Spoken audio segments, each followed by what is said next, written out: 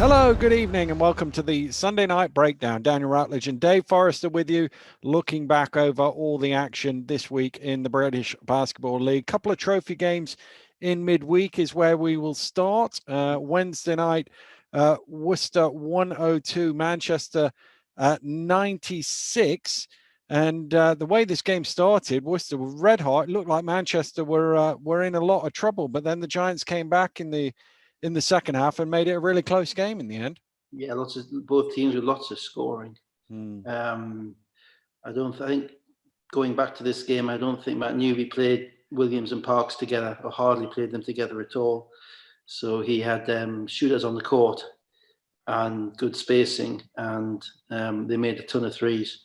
But the thing is, Manchester enjoy that because Manchester pick the ball out of the basket and they go back down the other end, and they have enough scorers whereby it's actually possibly their best chance to win a game, to be going up and down like that.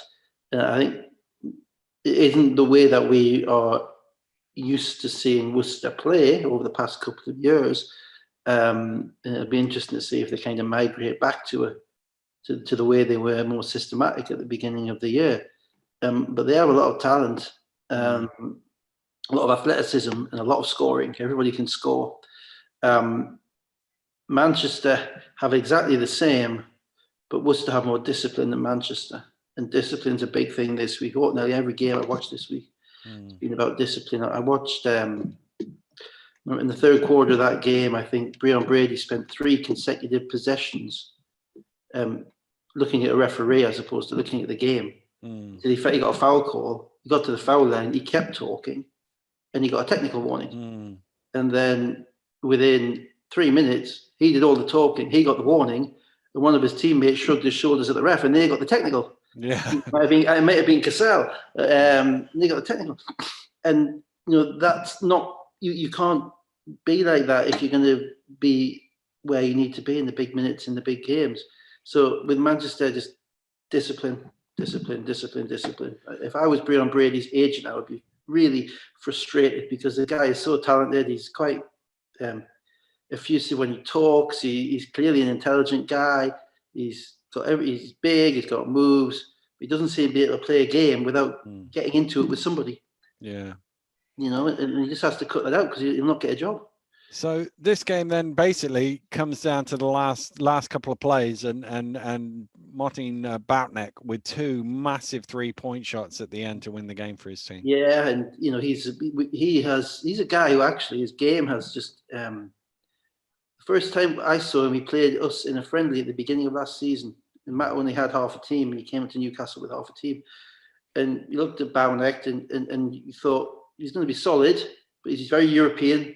He's taking his time. He was looking to make the right play. He was going to the right spot. And I think he's been freed up by the BBL and by having more responsibility. And you see it now in his game. I don't think it's as much that his game has evolved. It's just that he's been freed to play differently. Yeah. And he's such a confident guy. He can shoot the ball. And he's a very heady player. And you know what it's like. If teams have made 15 threes in a game, then it's not a surprise when they make 2 in the last minute. Yeah. Because they're all in rhythm, and it's who has the ball last, who makes the smartest play last, and he is probably the headiest player on the court on either team. With maybe a shout out to Anderson as well from Worcester. So it wasn't a surprise to me that he stepped up and made the plays when they mattered. As you say, he's still got that European style to his game, but just freed up a little bit to do things that perhaps if he was playing in Greece or Italy or somewhere like that, he wouldn't be able to get away with. Yeah. Let's move on to the other trophy game Thursday night. London 76, Leicester 71.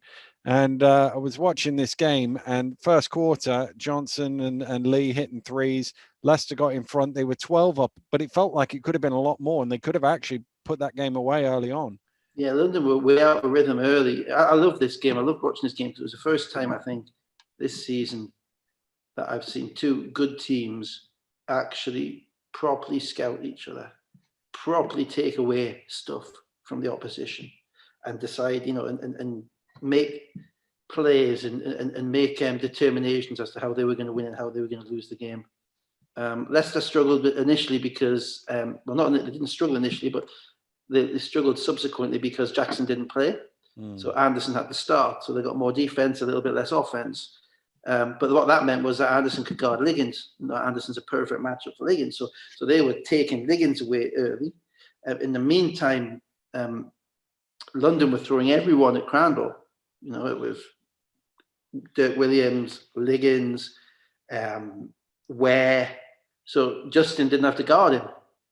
And I think Gino had to play 38 minutes at the end. And for the first time this season, I think he was actually impacted by, not by the fact that he couldn't, not by the fact that it was someone guarding him he couldn't play against, but by the continuous extent of it. The fact that it went on for so long, and he didn't get any break because Rob knows how important he is to them. And so that kind of was a thing which bore fruit at the end of the game for London. But you're right. I mean, London should have been. Leicester could have been out of sight early. The difficulty is Leicester got nothing from their bench, and the thing is, Leicester get so many get a good shot every time down. They play a 4 out. They always have 4 3-point shooters on the court, and one of either Nelson Henry or Fraser. Occasionally, Lee might play the 5 and have 4 more shooters. Occasionally, and because of that, you have to decide how you're going to lose to them, or how they're going to beat you. Do you either sag down and let the 3-point shooters kick it out and get shots, or do you play 1-on-1 in the middle? In which case, you're hoping that you can defend Nelson Henry and Fraser. Difficulty. Well, Leicester got good shots at the end of the first quarter. Rob took Gino out, I think, the only time in the game, with like 4 minutes to go in the first quarter. So that was the only break he got. And then Ali Fraser came in and subsequently fouls on, and they got Ali Fraser some good shots, but he couldn't make them. Yeah. He could. He was around the rim for whatever reason. His touch wasn't there. He just they weren't drawing. So I think he was like 1 of 5 in 6 minutes. And the problem that they have in those situations is everyone's doing the right thing. They're getting good shots, but because they're playing 4 out, they've got no offensive rebounding. So if he doesn't make those good shots, the spacing helps you make the shots. But if you don't make them, you don't get the rebound, and the game slows down because the ball's going inside and it goes away from what they do. So I think Connor and Ali Fraser were 2 of 16 in the game. Yeah. And that's something that against London you really struggle with. The thing that struck me about London was they are basically playing NBA basketball. They are ahead of, I don't say ahead of their time, but they are different to everybody else in the league because they put up 41 threes in this game. And eventually, the weight of threes just, it means you're never out of the game. Yeah. Dirk Williams, Justin Robinson, Kevin Ware, DeAndre Liggins, those guys, they're never out of the game. It can be 9 points in a minute. Well, because and actually that's what happens, because Leicester could have had a bigger lead going into halftime, and Dirk hits a 3 at the end, so it was only 6, and then Leicester got I think it was a 9-0 run at the early in the third, and they get up, and then it was Dirk and Robinson and Walker and Liggins all hit 3s, and suddenly London are in the lead. And in the end, it comes down to the final couple of plays, and Leicester had their chances. They had some shots. They had, I think Johnson had one in the corner, wide open, didn't have to go. And it doesn't go. And then I'm interested in your take on the game-winning shot. In essence, Josh Ward-Hibbert in the corner. I got into it on Twitter with Kieran Achara because Kieran thought he was a little bit too far in, but number one, it's a great shot. Let's not take anything away from Josh Ward-Hibbert. But number two, I'm thinking of the 5 guys on the court shooting could shoot a 3. He's probably 5th, and I'd worry about Justin coming around that pick and roll and attacking the basket.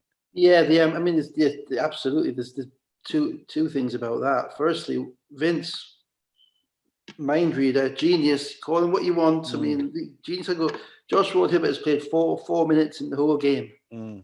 With 90 seconds to go, he's got Orlando Parker on the bench with 4 fouls, who could go in the game, and Vince decides it's going to be Josh. He's played 4 minutes in the whole game. And I'm sitting there thinking, what is your logical, evidential basis for putting Josh in the game at that point? He's not on the floor of the game. There's nothing. Obviously, it's a big game for him because it's his old team. And obviously Vince realised he was going to step up and score 5 points in the last minute. So yeah.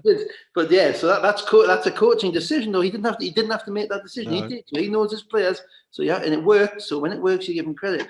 In relation to the shot, it's a tough one because you don't want ever to give up what we call strong-sided corner threes. And the strong side is where the ball is. So if the ball's on one side and the opposition have got a guy in the corner, you don't want them to have a one-pass corner three, because a corner three is a very, very good shot.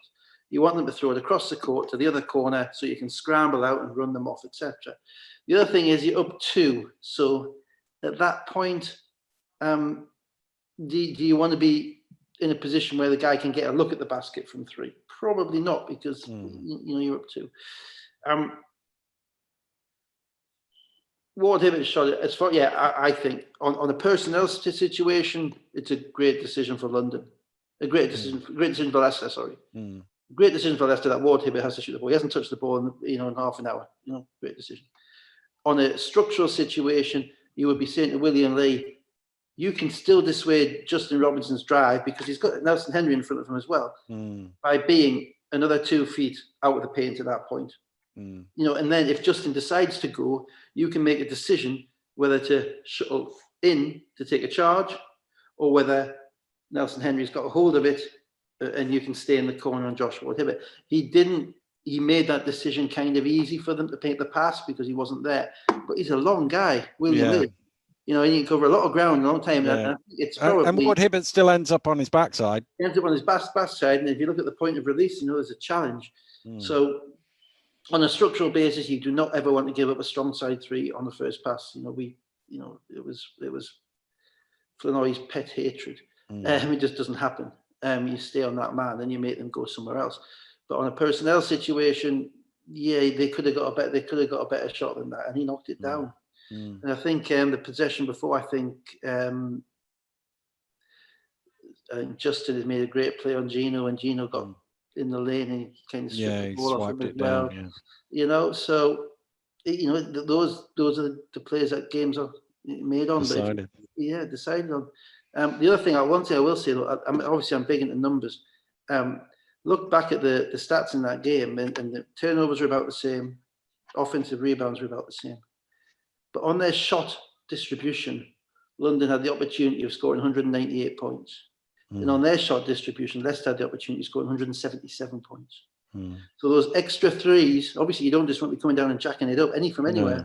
No. But those extra threes, they give you an extra, basically 12% more potential points if you make the same amount of shots. Yeah.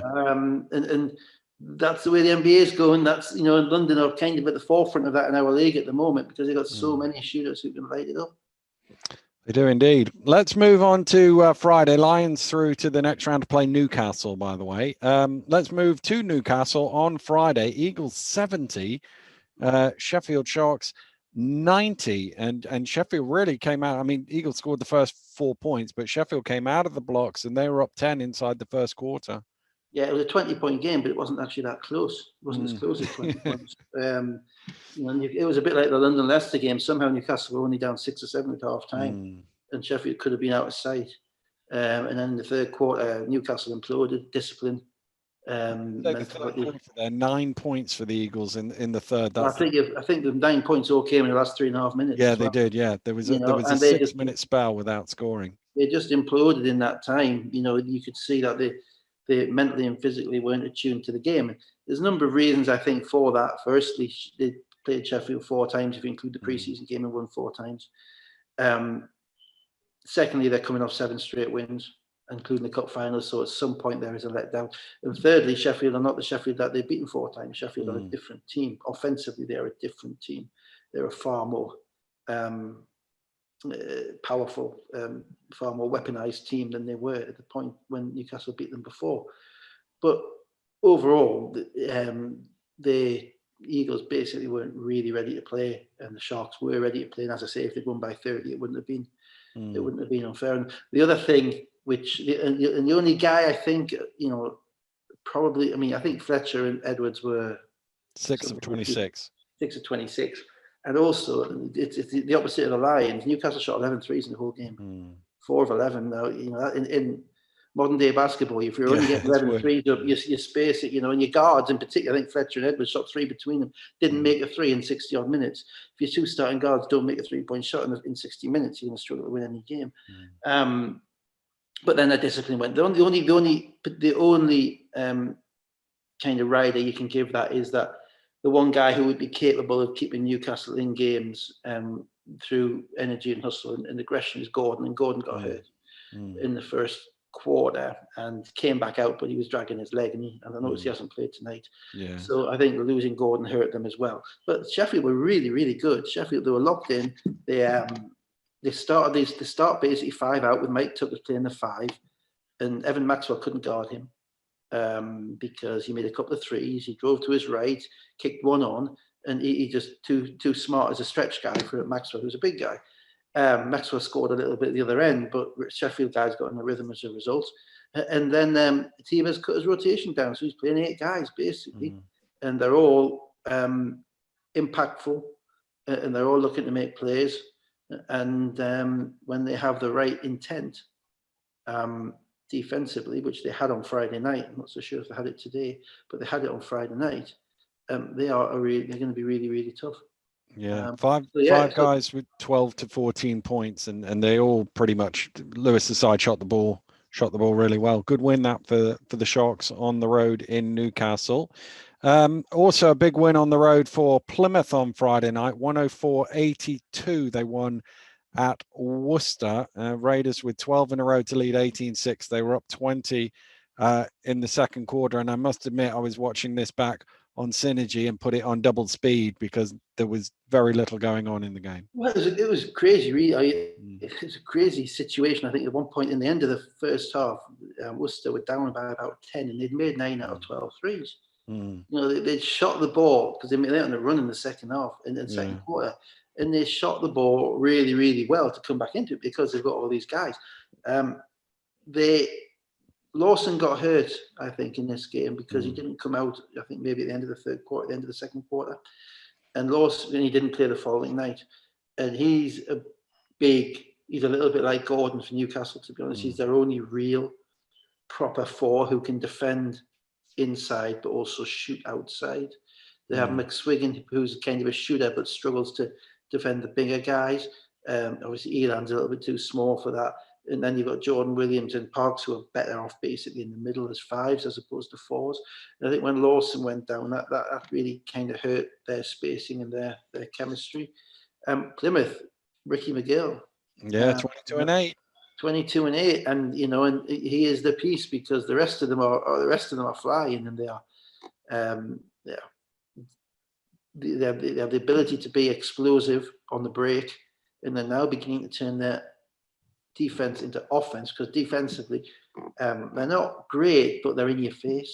They're always in your face. They have confidence that they have size behind them, and eBay in particular. But also Charobia, Morcell and Hamilton are long and athletic on the wings, and McGill and Ubiaro and Portman are also athletic. There's nobody you'd look at on the Plymouth team and think, right, I'm going at him. And So the defense has always been there, to be fair to PJ. It's their offense which has struggled a little bit. And as I say, if Ricky McGill is knocking down shots and going to be a top point guard in this league, then they become very, very difficult to beat. They certainly do. Let's go to the game in Bristol on Friday night. Bristol Flyers 69, Cheshire Phoenix 71. This was a funny old game. I've got a couple of stats I just want to throw out before I let you go. First of all, Flyers 5 of 16 around the basket in the first half. I looked it up. Delpesh 1 of 7, Baker 1 of 5. Cheshire weren't much better, 9 of 19 around the basket. And the other thing was that the score was 53-29 after 25 minutes. So they were 24 points down in what turned out to be a 140-point game. That's an amazing achievement, really, to get that far behind in such a low-scoring game. It is, and to get back to it, yeah. And to get back, and then to get back to the lead, yeah. It's crackers. I don't really know where to start because they're both teams who are kind of in flux. Bristol missing Lockett. Lockett's their main transition scorer. And in the BBL, transition points get you a long way. So missing him is a big hole. Cheshire playing with basically 2 7-footers coming off the bench, which and having to integrate big guys into a team which has been playing very well small, because Lowell's back and Brian and Manning's in. So their kind of cohesion isn't great. Bristol have always had a Achilles heel with their finishing in the paint. Dalpesh's better this year. Dozy's always been hit and miss, whereby they blow more shots that they should make than probably most teams. They kind of get that back with the aggression. They create more shots than most teams because they're over the floor, all over the glass. They're at the rim. They're playing aggressively, and you don't know if it's because of lack of spacing or it's just because they don't finish particularly well at times. And the coach was preparing. I thought in the first half it was the latter. I thought in the first half they just missed. And that can just be as easy as being, are you locked in? Are you? And that's that's a basketball phrase. What does it mean? It means, mentally, a player who is ready, who is absolutely locked in for a game, will go 4 or 4. Will be there at the rim. Will be finishing. It can only be a little thing, but something else can throw you off. They missed Thomas Edwards a little bit. He's their glue guy, but McCall, Mockford made a tough shot as well. Yeah, let's do that bit first, because obviously I thought Cheshire got a little tight towards the end, because suddenly this 24-point lead is getting smaller and smaller. Yeah. Bristol by converse loose, because what difference does it make at this point? They're gunning Mockford, and Wiltshire hits a 3 as well in a 13-2 run, and then again they're just slowly, and then Mockford, as you say, that's a heck of a shot to make there with 4 seconds to go. Their first and only lead in the game with 4 seconds to go. Yeah, albeit I think the Cheshire defender went under the screen. He did, yeah. But he's in defence of going under the screen. He was 4 feet outside way back, yeah. Yeah, he was 4 or 5 feet outside the 3-point line. Albeit, I'm telling you now, with Ben Mockford, I'm never defending going under the screen. Yeah. There is no defence for going under a screen for Ben Mockford, because the guy is one of the purest shooters we have, and his range is unlimited. Yeah. So that would have frustrated me, I think, somewhat if I'd been Ben Thomas. And then he plays the most impressive defense on Mike McCall. He gets there, he shows him to his left, he gets on his left side, he makes him jump sideways, he double clutches and he makes that shot. And Ben Mockford just turns to Andreas Kapoulis and he was like, "What was that?" Exactly. What can I do? It's not my fault. Amazing. Yeah, the reaction was like, how on earth did he make that shot? Which is basically what the rest of us were thinking too. Yeah, and to the point whereby even the Cheshire guy seemed a little bit surprised. I noticed that. It was almost like there was a delay in the celebration from them as they sort of computed what the shot was. And it's an absolute gut punch for Bristol. I mean, I gather they still haven't won a home game all season, apart from 20-0 or something. If that is 20-0. But to the energy and the effort, and the feel-good factor of coming back from 24-point deficit. Yeah. To get over the hump, to play till the end, to do all the things as a coach you're so proud of and delighted with, and then to defend the final play. And then to do nothing wrong. Final play. To do nothing wrong, but Mike McCall makes shots. There's not many guys in our league at the moment who've had a 50-point game in our league, and Mike McCall's one of them. And actually, part of what Cheshire have to do better, I think, is finding a way of unlocking him a little bit more, because at the moment he's coming off the bench for them, and he seems to be playing in spurts, and he's probably a little bit better than that. So we'll wait and see how they do that with him. We will. And just to show you what the weirdness of the plus minus was, he was a team worst -7 in the plus, winning the game on the final shot. I don't suppose anybody in the locker room would be complaining to him afterwards, though. No, I don't think so. Let's move on to the TV game Friday night, which was Manchester 86, Surrey 93. This was as expected, up and down. in the first quarter. Almost no defense played at all. 31-27. It was just ping pong, one end to the other. Yeah, well, Tony Hicks is part of the reason for that, because Tony Hicks is a one-man fast break. And if you're not aware that he's a one-man fast break, you're going to be in some difficulties. The last guy like him, I think, was probably Chris Alexander at Sheffield. Because Chris Alexander got the ball 80 feet from the basket, and we used to say, look, he needs to see somebody underneath the rim.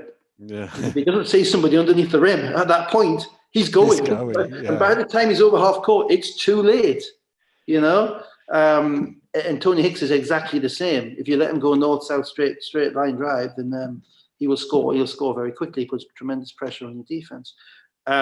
Manchester have these, you know, Sam Cassell is really taking it up a notch in relation to his shooting, in relation to his comfort level. I think he's lost some weight.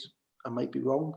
So apologies to Sam Cassell if I'm wrong, but I think he's in better shape than he was at the beginning of the year. And they're just obviously one American down at the moment.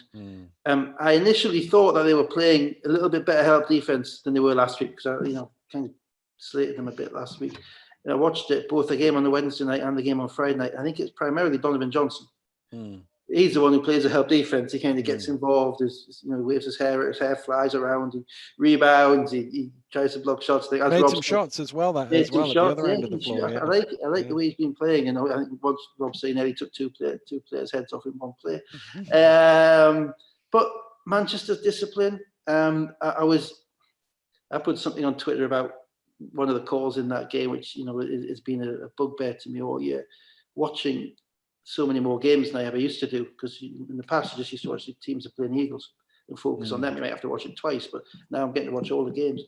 And the refereeing in the league is generally good, but the fact that I think, you know, Rickman can get called for a foul and go storming off to the table and make a show of everything, and quite rightly on the commentaries everybody praises the refs for just letting the emotion play out, because that's the way it should be.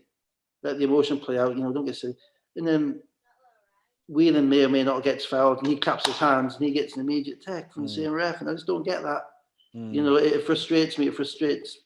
I know it frustrates Danny Byrne, because he's got enough problems with techs going on at the moment everywhere at the moment. I think reading between the substitution patterns, and I don't know this, but it appears to me that they've got a rule there whereby if you get a tech, you're coming out. Because it's the only way that because every time someone gets a tech, they're out, and they stay out for longer than perhaps you think they would. Whelan didn't come back in the game for a while, and it might be the only way that he's able to get the message across to them. But in the end, Surrey just made more plays. Lacey James looks like somebody who can play in the league. He settled down after the fouls, obviously, but he settled down and made some plays, got some range, a little bit of passing ability as well, and decent size. The question will be about McLemore as well, 4 or 5 threes. He's had his struggles from the 3-point line. That was I think he missed 6 open ones at Leicester. I know he's been on Twitter complaining about how what's he got to do to make a shot, but he can shoot. He's a pro. He's been around. They still have this kind of logjam of guards, whereby you're not quite sure who's going to be playing. You've got Hicks, you've got McLemore, you've got Walsh, you've got Hildreth now, and you've got Raf Topless. And 5 playable guards is probably one more than you really want. You know, it's nice to have them for a 30-game season, but it's not nice at each and every game, because somebody's not going to play as much as they want to, or as much as they deserve to. But overall, they got some stops, and Manchester ran out of scoring, and the scoring Manchester ran out of was probably Hexham scoring. So not having Hexham meant that, you know, Johnson makes threes, Ulf gets his rebounds, Brady got into a bit of a slanging match with Ryan Richards in this game from my memory, and they were talking at each other, so he took himself out of the game a little bit. Whelan got his technical, so he had to sit down, and they don't quite have enough extra scoring at that point. They also 4 guys playing 20 minutes, 29 minutes plus, and Surrey had none. So there's a bit of a fatigue down there. I mean, that does help, and I don't know, but I tend to find that guys who shoot a lot don't get tired much. You know, because they're not necessarily expending a tremendous amount of energy down the other end. But eventually, if you're playing games to win 196, then you need to have all your scorers. And if you're if you're a 21-point scorer down, then you're not going to win the game on your defense by making it 80-80. Then you're going to struggle. Yeah. Reinforcements on the way, apparently, at least one, potentially this week, we hear, but we'll see. I think we need a wing, an athletic wing. Yeah. Let's move on to Surrey Scorchers again. 75, Worcester Wolves 77. Wolves off to a great start, 13-2, but Hicks and Richards, who played well in this game as well, reeled it back into 28 all in the second quarter. Yeah, I mean, Surrey came out like a team that had won the night before, and they were lackadaisical, and Worcester were all over them. Parks started, and Parks was full of energy running the floor, beating them down the floor. Worcester then played like a team that had also played the night before, but had played in a hard physical game, and they looked at times gassed as the game went on. And they didn't, they're an excellent 3-point shooting team, and I think there was something like 3 of 14 or 3 of 50. They didn't make many threes at all in this game, and they were short. They were all tired, looking short shots. To the point whereby it was Surrey's game. And as you say, Ryan Richards actually stepped up. And the reason Ryan Richards, and I hope Creon is emphasising this to him, the reason that he got going was because he got 3 layups just by way of his skills down low. One, he span over his right shoulder. Once he put his left shoulder down, and he's at the rim. And he's got 6 points. And then suddenly, when the kick out comes and he's got an open 3, he knocks it down. Yeah. And it is a science, but it's not a science. It's not a hard game like that. If you feel the ball going in, you're more likely to make those shots. And so hopefully Creon, and then he started making little mid-range shots as well, which is actually something which you really want him to get into the habit of. You want him to get out because no one can defend him. His size and his touch, on the foul line, he's undefendable in this league. But he doesn't go to the foul line. He goes down in the post, or he pops out to the 3-point line. And what I'd love him to have is the Defoe 15-foot game. Yeah. And to have the willingness to do that. And then occasionally step out for the 3 as well. You can do that from the pick and roll as well. We see it with Defoe all the time, and he just slips to the free throw. The big guy has to stay in line with the ball handler, not in front of him, but just behind him, so he can come back, and as the ball can be slipped back and shoot the shot. And you'd love him to get kind of that, because he really should be effective in this league. He should be. And so far this season, he hasn't been. So this was a great thing for him. And actually, Creon will probably have his time back, and he'll probably say that he shouldn't have took him out with 3 minutes to go in the fourth quarter, because Worcester were gassed. And Matt made a really smart coaching decision. He went to a zone for about the last 8 minutes of the game, a 2-3 zone. And, at that point, Surrey have got a lot of moving parts who haven't played together much. They got Lacey James, who's probably won't know any of their zone players at all, because he's only got there that week. And you have discipline kicking in again, because Tony Hicks manages to foul himself out. That was I've got it down here somewhere. He fouled out. His first foul was with 6:33 to go in the ball game, and his fifth foul was at 2:37. So less than 4 minutes, he picked up 5 fouls. And all the time, Worcester in the penalty. So basically, they gifted Worcester way back in by indiscipline. And again, this is another. I'm not going to make this into a referee's bitching session, but given some of the unsportsmanlike fouls I've seen called this year, if you hit somebody flush in the chin with an elbow, that is an unsportsmanlike foul, whether it's deliberate or not. That is putting a player. I cannot see any justification for that not being an unsportsmanlike foul. You can say, "Oh well, it's an accident. He had the ball in his hands." It doesn't matter. I mean, if Henry Wilkins got his clock cleaned by touching his elbow. And how we see all these kind of touch unsportsmanlike fouls on the half court, and I get that, and I get what the rules are. But the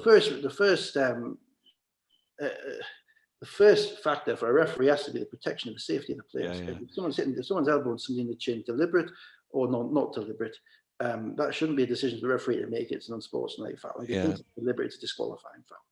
So the clarification for the listeners is, in transition, basically anything from the side or behind is an unsportsmanlike foul. Doesn't really matter. If you're the last man. Yeah. Yeah. And also, if you're deliberately stopping the break in that situation, without making a play on the ball, whereas in the half court, so that the classic one was Anderson against London gets called for one where he's trying to stop the clock because London have got the ball and they're already up 3, and it's called an unsportsmanlike because they're in transition. Versus, I forget which game it was yesterday. Oh, it must have been this game at the end where there's foul at the end, and he just sort of grabs him. But because that's in the half court, it's just a regular foul. Yeah, it's interesting, isn't it? But that's the way the rule's written, so you can't. But I think the if you grab someone from behind in the half court, I think that's unsportsmanlike foul as well, personally. Well, in that regard, it's spirit and intent, I think, is the bit it comes under the.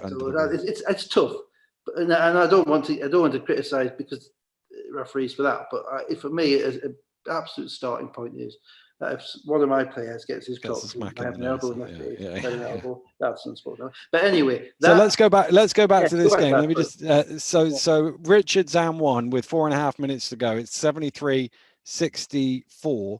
Surrey did not score a field goal again in the game. Not a single field goal again in the game. Anderson scored the last 15 points of the game for his team, and went 9 of 10 from the free throw line in those 15. And most of them in the penalty. And I'll get to Anderson in a minute, but Surrey, as I say, they went to a small lineup. They took Richards out.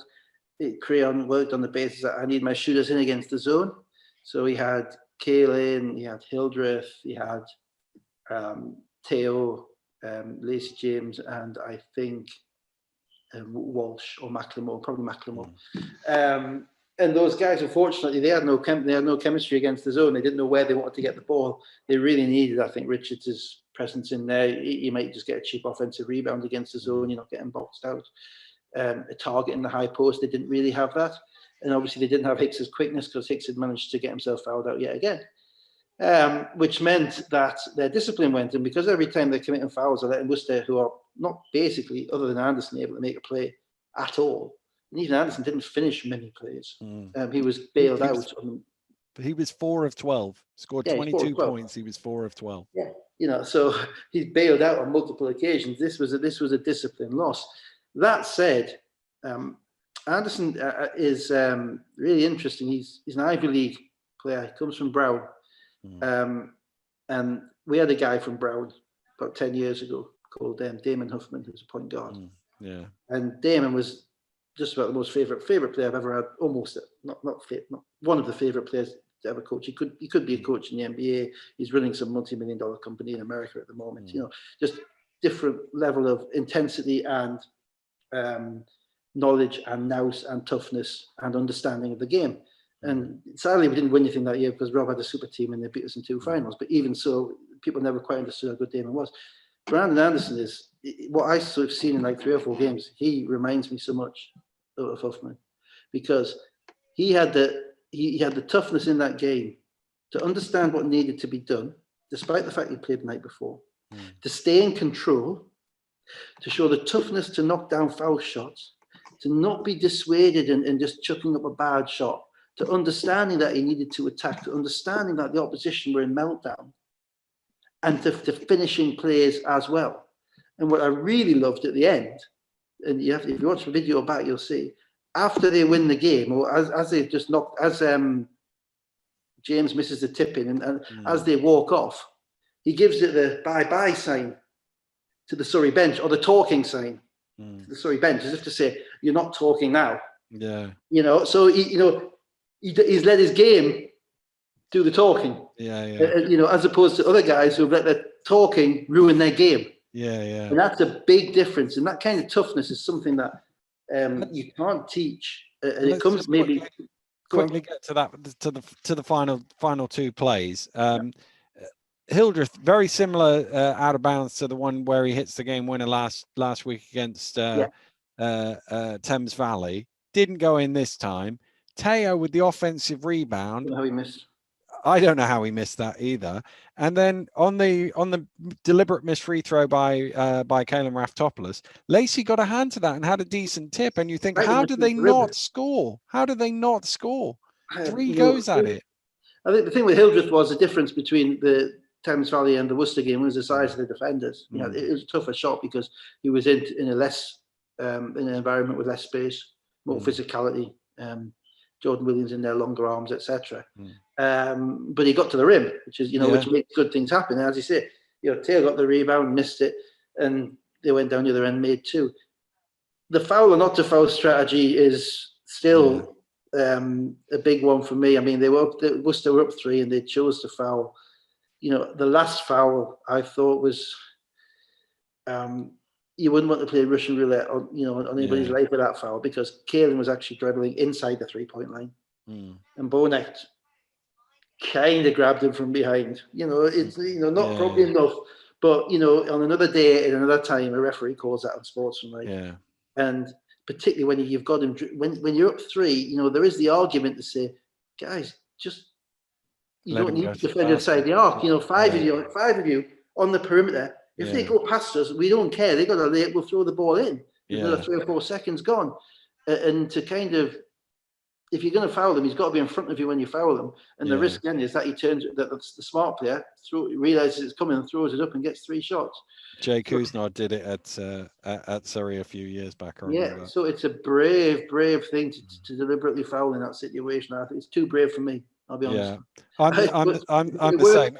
Again, on Twitter, Achara talking about tonight's game is like, should they foul? And I'm like, play some defense. Just play some defense. The worst is, I always had this fixture in my head, the kind of the coach's pain theory of what could go wrong will go wrong. The Paternoster theory, we're at 12. No, we're all the same, to be fair. We foul, he makes 1, then they tip it out for 3 and we lose a game. Didn't you guys do that against Worcester? Didn't you guys do that where they fouled you deliberately about 3 years ago? Or was it Leeds? It was Leeds. I think we did make. There was one game we made it. We made a game where they fouled to stop the clock and you won the game. They fouled to stop the 3 and you won the game. Yeah, I think so. I think we got the ball back. Maybe Fletcher made play and got fouled again. I think something like that. It got us to overtime. I remember that. Yeah. Overtime. But it's just dangerous. It's just, as I say, it's too brave for me. I don't trust. I wouldn't have trusted my players enough. So let's shift on now, because just to say, Ryan Richards 19 was his best scoring performance since his second game in the BBL. He looked comfortable. He did. Let's go on to today's games. Plymouth Raiders 70, London Lions 87. I mean, this just neither team could put the ball in the basket. It was really low scoring, low shooting percentages. Hamilton gets in foul trouble in the first half, and because it was so low, they were never really out of it. Liggins had half a Lions points in about 18 minutes or something. It was like 32-25 or something. Discipline again. Hamilton's third foul was a technical. If you're Hamilton, you cannot pick up. You're so important to your team. You cannot pick up a technical on a third foul on a technical in the middle of the second quarter. It just can't happen. That's a losing play. Whether I don't know if it was a justified technical, it may well be it was a quickly blown technical and the ref shouldn't have called it. But Ashley's got a few this year already, so you've got to be smarter than that. Liggins took this game personally from the beginning. From what I spent most of the time watching this and kind of glancing at Sheffield and Leicester, and I thought Liggins was excellent. He was commanding his guys around, and he's really got a chemistry with Dirk Williams going. I thought Justin was a little bit off the pace initially, and there was a few kind of shoulder shrugs, and Liggins not finger pointing, but there was a little bit of body language stuff going on. But they took it personal, I think, because they lost to them in the league 2 weeks ago. Last week, they lost them in the league last week,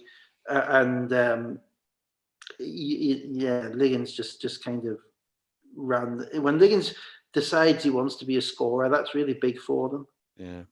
Because he knows he can score, but he's primarily scoring at the rim. And when he does that, he puts so much pressure on the opposing defense, and it creates space for Ware and for Dirk Williams in particular. And as I say, Liggins is such a good passer that, you know, Dirk is a perfect outlet, because you throw it ahead, you dunk it, you throw it, he runs to a spot. If you hit the spot at the same time that Dirk hits the spot, that ball hits the spot, then he's making a three. Yeah. And then you go 3-6-9. Plymouth played like a team that had won 6 in a row. You know, it's so hard to keep going if you're a young team and other teams have got a little chip on their shoulder because you've just beaten them and you're trying to beat them again. And they were a little bit off the pace. Their guard play wasn't as aggressive. I think they had like 23 points close to the end of the first half, which really isn't gonna get it done. And then in the third quarter, the Lions kind of blew them away, but they blew them away with defense and with Dirk in transition and with the threes that we've talked about. They had a run across the third quarter from 46-52 to 48-69. Dirk had 9 of them, and that basically killed the game. At the end of the third quarter, I think it was 8 points. I put out a tweet. Raiders have shot 27 points from the field, 27% from the field, and yet they're still just about in this game. A minute later they weren't in the game anymore. But you can't win a game shooting. They ended up at 29% from the floor. You just can't. And your guards have to be able to make shots. To beat London, I mean, your guards are going to have to play it really, really well, because they have enough bodies to throw at you and enough length to throw at you. You're not going to beat them time on time at the rim. You don't get many uncontested shots against them. You know, and if they've got Tuaya comes in, then they throw Faro in there. You know, then they throw Shane Walker in there. And they've got all these athletic guys on the perimeter. So, you know, you need to be on your game, but you need to be making shots. You need to stretch the defense out so they can be stretched out, so you can create the space inside. And as I say, you know, that's Miguel, that's Porter Bunton, to a certain degree, that's Morcell, Ubiaro. I mean, certainly the scouting report on Plymouth would be, you know, to protect the paint and make these guys make shots. Contested shots, but make them make contested shots. You're not going to go running at them and letting them go past you and attack the rim, because they're an athletic team going to the rim. Liggins and Williams, 25 points each. They took just over half the shots, but they shot at 60% and 55%. So Liggins was great. More than happy to do that. Liggins was awesome in this game. Yeah. So let's go to Sheffield. The Sharks 93, the Riders 107. That's the most points Leicester have ever scored in Sheffield. Nelson Henry with 10 points early on. Leicester got 19 8 up. Cook got a couple of fouls in 52 seconds, came off the bench, went straight back.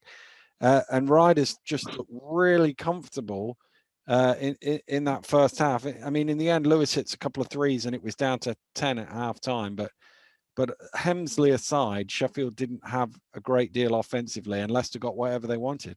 Yeah, Leicester's offense is great. I mean, let's be clear about this. Everybody knows their role. Everybody goes to where they're meant to go. I can tell you what play they're going to run the first play of the game now. You know, it's going to be a cross screen for Jackson. It's a cross screen for Nelson Henry. He's going to catch the ball in the post. He's going to make a layup. He's going to catch the ball, not even in the post. He's going to catch the ball into the basket. He's going to make a layup. But it's not just that. It's just that they space the court so well and they move the ball so quickly that they know where their attack points are.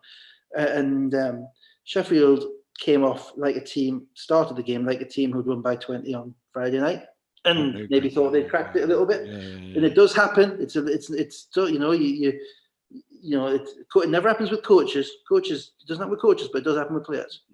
So, you know, okay. And suddenly Leicester came out like a team that were really frustrated that they'd lost that game at London. Yeah. You know, and their offense, when it is not unchallenged, but when it is whirring in the way that it is whirring, is a thing of beauty. Now, that said, I've developed something called the Connor test, which is basically if the first time Connor Washington gets the ball, the defender stands at him 6 feet away and watches him shoot a three, which happened in the corner in this case, then that team is not locked in, right? Because we've talked about it before, he is nailed on one of the best shooters we've ever had in this country. Yeah. And he's not. And I, time after time, watch it. Now he didn't get those looks against London on Wednesday No. night. No. And I watched Sheffield, and it's like, you guard him, no, you guard him, no, you guard him on the screen. Yeah. And okay, I'll shoot it. And he's Yeah. 44%. Yeah. And, when you see that, you realize that, hang on, the Sheffield guys aren't, they're where they're meant to be on defense, but they're not making decisions. They're not making it difficult. And when Nelson Henry dominates to the degree that he did inside, and then to be fair, Fraser did as well. Fraser got those points as well. It was it's never going to change. I thought there was one interesting thing about Leicester though, because for the first time this year, Crandall played the whole first quarter. And up until this point, Rob's been taking him out at about the 4-minute mark, and he's generally been playing the whole second quarter. But what's been happening is, I think, certainly showed in the London game, and probably in a couple of other games as well, when he comes out and all the bench guys come in, the bench guys aren't getting into a rhythm. So what Rob decided to do was to keep Crandall in the game with the bench guys, to help the bench guys get into a rhythm. And because it's easier for them than just to have Connor as the only ball handler. And obviously Gino creates stuff for other players, and particularly Fraser, but maybe shots for foul zone, shots for Washington as well. And they run smoother with him. And that meant that instead of kind of going after their customary 20-point in the first 6 minutes and then kind of slowing down a little bit, which they have done, they just kept going. So I thought that was a great move. A great move. I think that'll be the way they go the rest of the way. Gino doesn't need to come out after 6 minutes. He's playing at his own speed. So I'm glad he made that move. I think it will make a significant difference to them. Sheffield will still be tough, but they got to know that if you're playing Leicester, you're playing London. You've got to be given a different level of effort to what they gave tonight defensively. They did get it down to 8, and Leicester finished the third quarter 11-2 and pulled it out to 17. It was pretty. They have a lot of shot makers, Sheffield. Yeah, they do. They do that. If they get both sides lined up, they're really tough. But not tonight. Indeed. Nelson Henry, you mentioned him, 23.7 rebounds, 6 assists. That was his best game in the BBL. How many minutes? 25 minutes? Yeah, 25. That's just ridiculous production. You can't beat Leicester if he goes off like that in those minutes. You can't beat them. Bristol Flyers 66, Newcastle 74. No Gordon, no Lockett for the two teams. Eagles get 2 of their bigs in early foul trouble. They obviously started Defoe, and the other 2 bigs both got 2 fouls early on. But Fletcher, just, it didn't matter to him who's out on court. He just dominated that first half. Yeah, I mean, he was having a bounce back game as well, because I know him obviously, and he will not have been happy with the way that he played on Friday night. He had like 5 points, he had 8-9 turnovers on Friday night. And he got a technical, and Gordon got a technical, but anyway, he got frustrated, and he just will have been. And what the great guys in this league do is occasionally they do have games where they're not where they should be. But what the reason that they're great guys in this league is because their mentality allows them to bounce back. So he came out with the mentality without his partner in crime, and Gordon is basically his partner in crime for lobs and dunk, for everything that they get. He gets lots of assists to Gordon. When I saw he wasn't playing, I feared for them, because they were playing the same team for like the 4th time in about 3 days. It feels like they seem to play each other every week. Yeah, and to be honest, Gordon is the one guy that they don't have a realistic replacement for. They have, Defoe, Maxwell, and Adenike are basically all 5s. Defoe can play the 4, but they prefer the spacing with him at the 5 as well. And then you're looking at like Sayers, as a 4 who can play the 4 as a stretch, but you don't really want him guarding down Pesh. So yeah, it was a real gut check for them, to be honest, because they're playing Leicester on Wednesday, and then they're playing Sheffield again on Friday. So realistically, that could be 4 losses. Without Gordon, I don't know if Gordon can play or not. I don't know. But that is a serious schedule without the MVP of the cup final playing for you. And I think Fletcher realised that, and Fletcher showed up basically. And you got the impression. Certainly, I got the impression, from being around him for so long, from having watched him for so long, after the first quarter that was a game that he was not going to allow Newcastle to lose. And there are certain games where that happens. Go on then. Let me give you a long run into this, because I know it's one of your favorite topics. The first 2 quarters were pretty poorly finished by Bristol. The third one was a disaster of the way they finished. They had the ball to make it a one-shot game, and they end up turning it over, unsportsmanlike. They're down 8, and the game was gone a minute into the fourth quarter. Right, and they gave up a 15-footer to Edwards, didn't they, on the buzzer? So 4-point game with a chance to make 2 becomes an 8-point game in 1 second. It is just I'll just go back, because this is what told me that Newcastle weren't locked in on Friday night against Sheffield. I think at the end of the second quarter in that game, they had the ball for one shot, and they went up early and they got knocked out of bounds, and they shouldn't have gone up. And then they threw it back in again, and Defoe shot a 12-footer with like 12 seconds to go. And I'm thinking, these guys are just they're not seeing this game. They're not in this game. They're not locked in, because their mentality is wrong. They're not making smart decisions. And that is obviously then multiplied for Bristol in those situations as well. As you say, at the end of the second quarter, Eagles get a layup on the buzzer from Fletcher, on a fast break, 2-on-1, with 3 seconds to go, which basically means that Bristol have shot it too early, and then they've not got back. And then there's 6 points at the end of the third quarter. So that's 4 points in the third quarter. So that's and there was I think it was a shot clock violation and then an Eagles score at the end of the first quarter as well.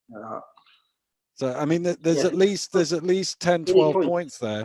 Yeah, and that's the game. In a game they've won by 8. Yeah, that's the game, and it's basic level, and it's stuff that people don't necessarily see, but it accrues. It builds up over the course of the game, and it makes massive differences. And winning teams make those plays.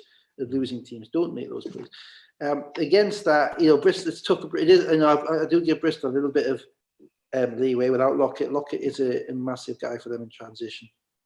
He's their one. He's a little bit like Gordon, to be honest. He's their one true wing athlete, and they're probably more reliant on him to score than Newcastle are on Gordon, because Newcastle have Edwards and Fletcher, whereas Bristol have Okafor, who is more of a pass first point guard, who got aggressive in the second half, and it was better for it.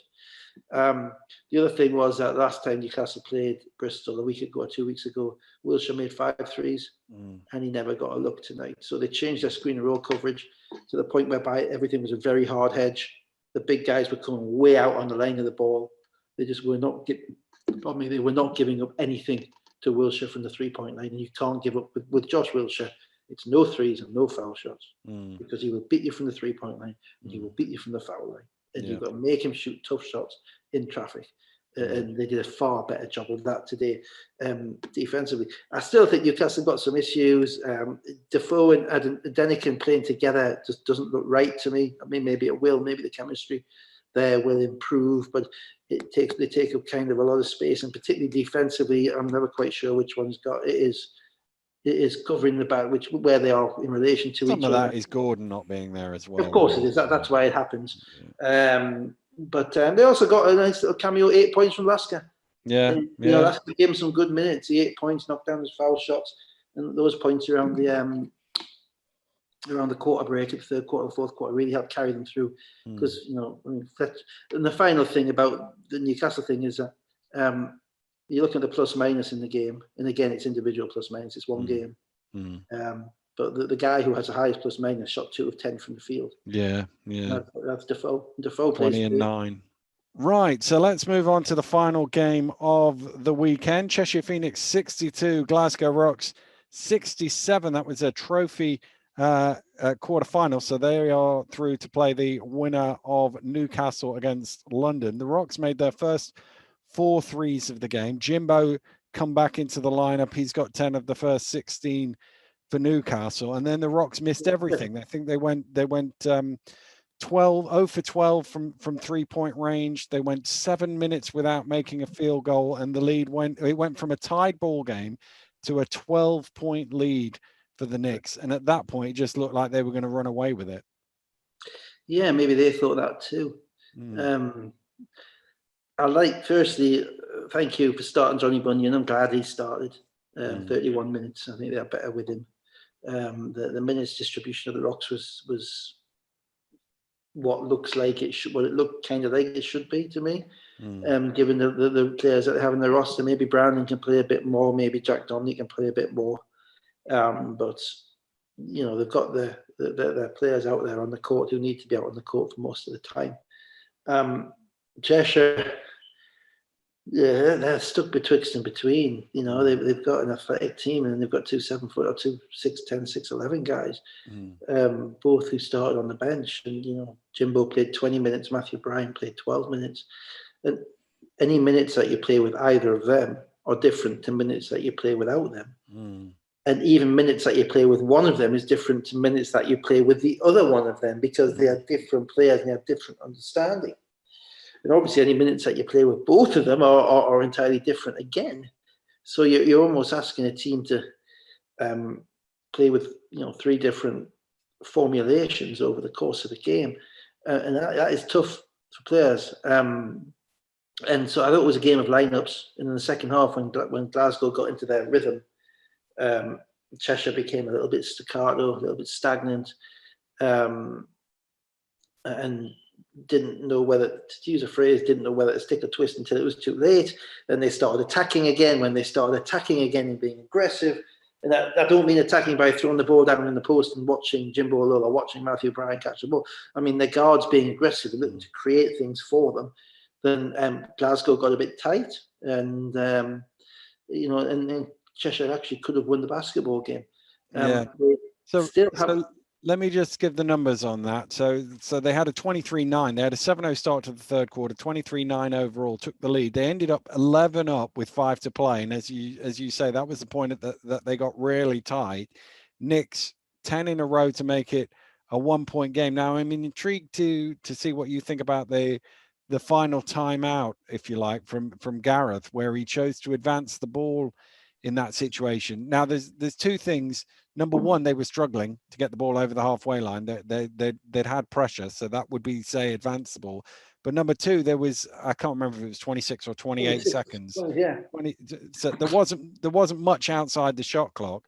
So obviously that changes the way that Cheshire will play the game, because now if you advance the ball, they'll play defense rather than foul you. I mean, I'm always a little bit skeptical of the clock on the screen. So before you make an judgment, you'd like to know exactly how long was left in comparison with the clock on the screen.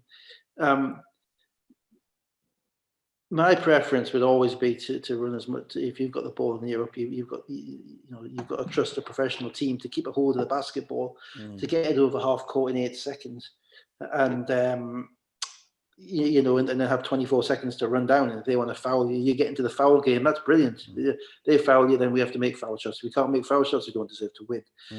Instead, he put his team under pressure to make a shot. Now, as you say, there's a difference, because Glasgow are probably the team that is least. If you had to pick a team in the league who you would feel comfortable pressurizing and not fouling and doubling and trapping in the last few minutes, Glasgow, because of their youth and also because of their lack of athleticism in the backcourt and lack of size, are the team that you would do that to.